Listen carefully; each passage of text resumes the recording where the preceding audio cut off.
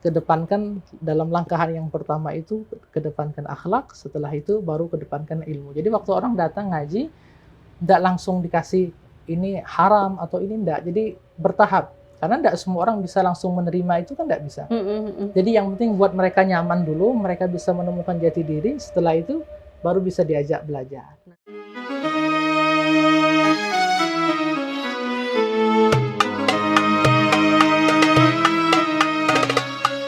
Ustadz Nabil nih kayaknya udah selesai urusan dunia deh. Ada nggak sih keinginan duniawinya gitu?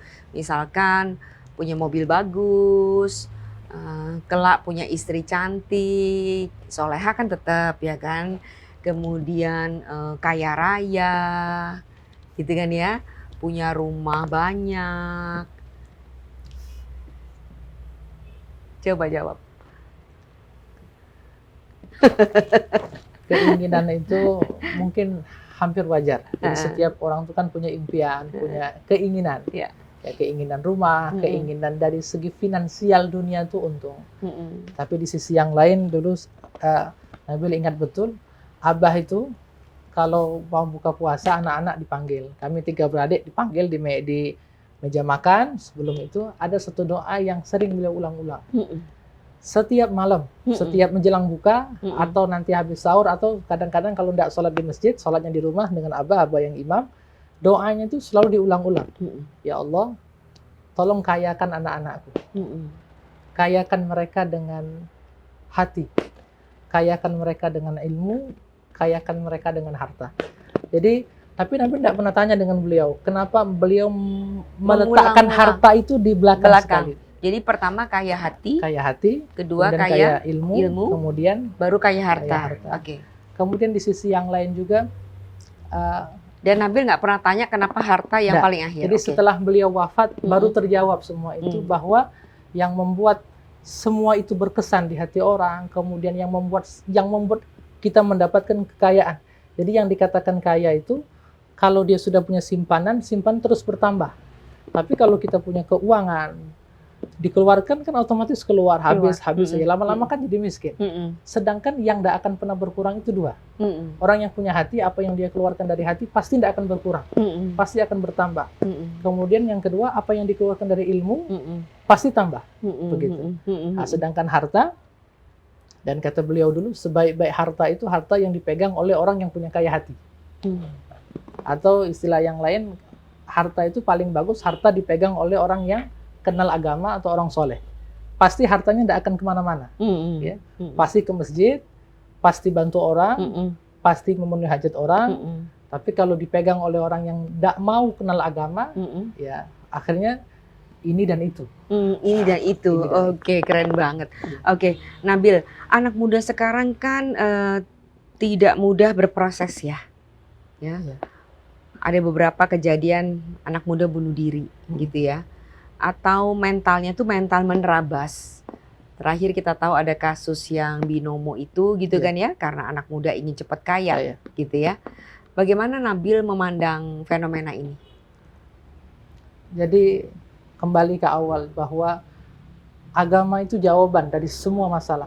Jadi kalau ingin menemukan jawaban permasalahan dalam hidup, temukan jawaban itu di hadapannya para ulama. Sebab tentu jawaban mereka orang-orang yang sangat mengerti tentang apa itu hakikat dunia, tentang apa itu hakikat akhirat. Kita berkumpul dengan orang-orang kaya dalam tanda kutip lagi, kita duduk dengan mereka itu hanya bertambah rasa gemar cinta kepada dunia. Gemar cinta kepada dunia. Sedangkan ketika duduk bersama dengan orang-orang ahli akhirat, orangnya di dunia, tapi ini dan ininya sudah di akhirat. Saat kumpul dengan mereka itu akhirnya menurun rasa kegemaran kepada dunia. Sehingga Nabi mengatakan seseorang itu pasti akan ikut kepada tabiat kawannya. Seseorang itu pasti akan ikut kepada tabiat kawan. Oleh karena kalau itu dia tidak berada pada tempat yang tepat gitu ya. Begitu. Oleh karena itu memang agama memposisikan kawan, lingkungan, ya salah satu fenomena yang terjadi karena lingkungan. Ya karena lingkungan, ya kawan sudah punya lebih dari segi materi, ingin. Karena kan sunnatullah, ketetapan. Kita ini menginginkan apa yang diingini orang. Betul. Jadi sunnatullah, sudah ketetapan. Tapi ada yang menginginkan keinginan akhirat, ada orang yang sudah bisa ngaji, sudah pinter ini keagamaannya sudah bagus, ada keinginan untuk meniru. Tapi di sisi yang lain ada juga orang-orang yang pengen meniru kelebihan kawan. Kawan ganti motor, ikut ganti motor, ganti handphone. Bahkan ada yang sudah pacar, kawannya ganti pacar, dia ganti pacar. Oke. Tapi kan gini ya, Nabil, kalau ngomong kayak gini dengan orang yang udah seumur saya ngerti gitu ya, saya paham. Karena saya sudah banyak sekali menjalani kejadian berbagai hal di dunia ini. Tapi kalau Nabil ngomong sama anak-anak yang masih cinta dunia, gitu kan ya, kan Nabil dibilang nggak asik, Nabil. Gimana cara Nabil untuk bisa mensosialisasikan hal-hal kebaikan itu kepada teman-teman sebayamu? Kan anak muda mikir, ntar aja, biar aja sekarang kayak gitu dulu, kan matinya masih lama. Itu di antara tantangan. Jadi begitu juga yang dipesankan oleh Abah dulu. Jadi sebelum kita ngomong itu, kita harus tahu siapa lawan ngomong. Jadi bukan berarti langsung duduk, langsung bawa ayat Quran, bawa hadis, enggak. Jadi kita biarkan mereka ngomong, dari mereka ngomong itu bisa dikenali pribadi mereka. Salah satunya ada satu anak, ya, satu kawan, ya umurnya enggak jauh beda, saat itu di bawah atau mungkin di atas. Jadi beliau ini punya sifat pemarah yang luar biasa, sangat-sangat pemarah. Dan dinasehati oleh guru tidak mempan, dinasehati oleh orang tuanya tidak mempan, kawan-kawan pun tidak mempan. Jadi walhasil Nabil ada satu ide untuk membuat ini supaya tobat. Jadi suatu hari Nabil ajak jalan-jalan. Kan anak muda senang jalan. Jadi bilang, ya kita samarkan namanya, misal Abdullah lah. Abdullah, antum ikut anak jalan. Jalan mana nih? Adalah jalan. Jalan, stoplah di Taman Pemakaman. Di Nagoswida. Setelah itu masuk salah satu lorong, stop, turun. Kok turun? Ya turun.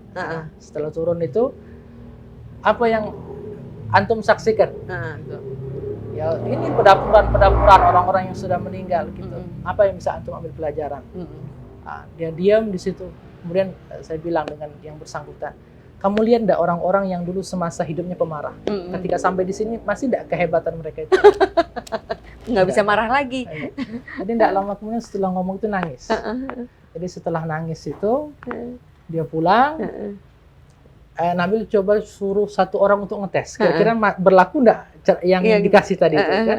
Jadi ada satu kawan yang ngetes, mancing-mancing untuk dia marah. Tapi hebatnya, subhanallahnya, yang bersangkutan waktu dipancing untuk marah dia bilang, sudahlah, enggak usah marah-marah, kita akan mati. Gitu. Jadi betul kata Nabi, dua perkara yang bisa melembutkan sekeras-kerasnya hati orang, dua perkara ini Nabi jamin supaya bisa lembut hati. Pertama, mentadaburi Al-Quran. Kedua, senang dan gemar ingatkan kematian.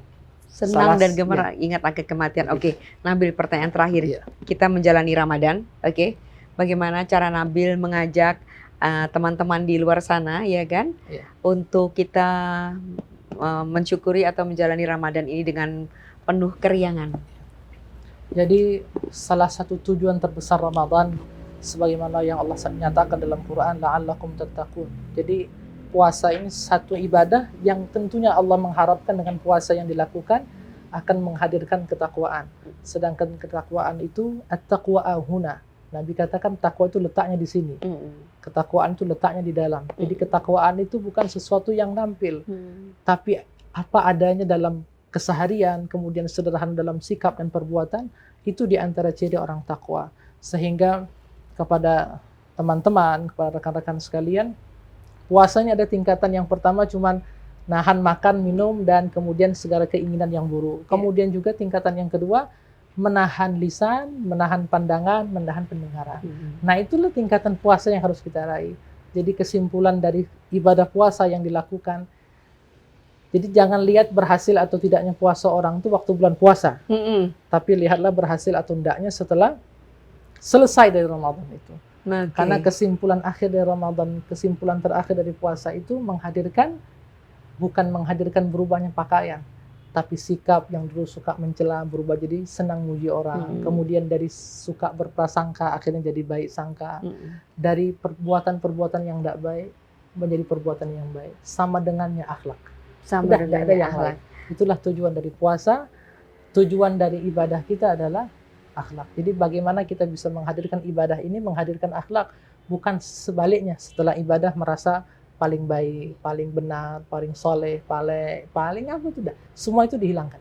Oke, oke. Itu tadi perbincangan saya dengan Ustadz muda Nabil yang luar biasa keren. Saya kira di luar sana banyak ibu-ibu ya yang ingin menjadikannya mantu. Ganteng, belaga, soleh banget. Ya Allah, Ya. amin, amin. Amin, amin ya. Bersyukurlah yang punya orang tua, Amin. punya anak seperti Nabil. Semoga Nabil bisa menjadi pendakwah yang baik, Amin. bisa menambah ilmu di Yaman sana, Amin, insyaallah. dan kembali tentu ke Palembang Iya, untuk insyaallah. menciarkan hal-hal baik ya. Insyaallah. Nabil, sampai jumpa lagi. Iya. Assalamualaikum warahmatullahi wabarakatuh. Waalaikumsalam warahmatullahi wabarakatuh.